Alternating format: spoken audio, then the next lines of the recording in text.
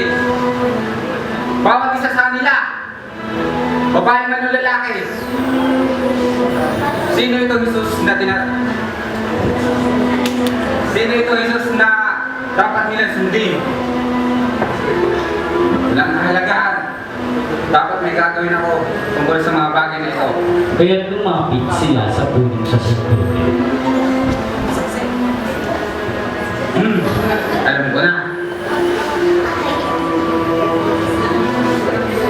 Pupunta ako sa punong saserdote at hihingi ng sulat para sa mga sinagoga sa Damasco upang takpin ang sino mang makita akong anyo na tinatawag nilang Jesus. Naglakbay na nga si Saulo patungong Damasco. Kasama niya ang ilang sundalo.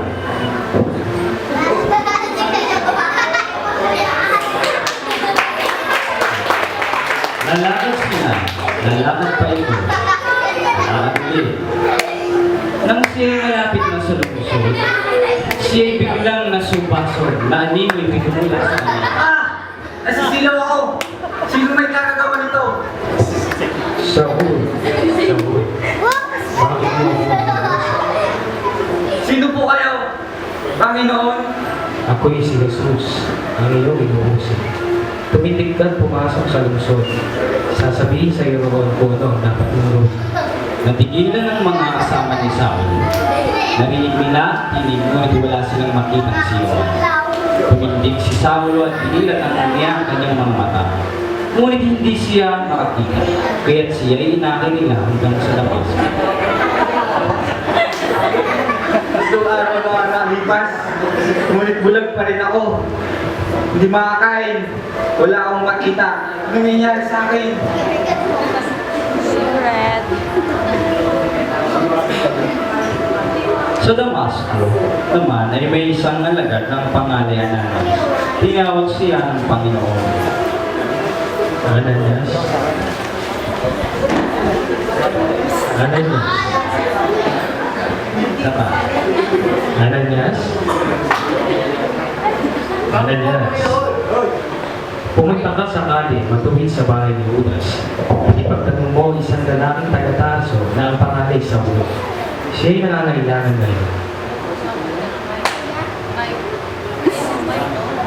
Ngunit Panginoon, maraming nagsasabi tungkol sa kasamaan ng tao ito na ginawa sa inyong mga alagad na taga Jerusalem.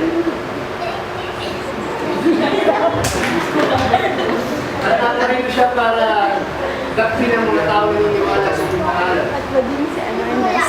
Pumaroon ka sapagkat tinigam ko sila upang ipakilala ang aking pangalan sa mga hindi, sa mga hari at sa mga anak ng Israel.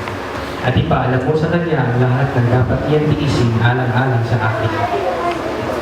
Pumunta nga si Ananias kung saan naroon si Saul at ipinatong ang kanyang kamay sa ulo nito.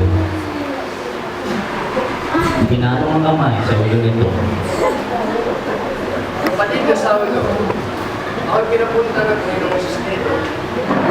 Yung na siya nagpakita sa iyo ng bagong punta dito. Ako'y sinugo kayo mo rin makakita. Focus po sa banal na sa iyo.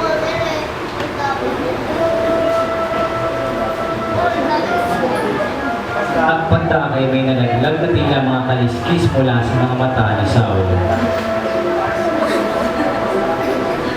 Nakakita na ako! Kuhan ako kapatid natin niya. Gusto kong maging isang Kristiyano. Nakasunod ni Jesus. Siya ay lumuhod nang si Ananias ay hindi may babautismo at si Saul. Binautismohan ni Ananias si Saul. Pagdakay kumain siya at nanawali ang kanyang lakas.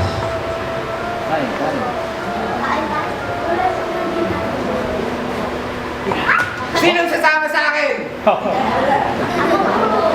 Magtungo tayo sa sinagoga upang mangaral. Nais ko ang lahat makakilala na ang anak ng Diyos ay ang lahat na si Jesus ang anak ng Diyos. Dito na po nagtatapos. Abangan ang susunod na pananampan.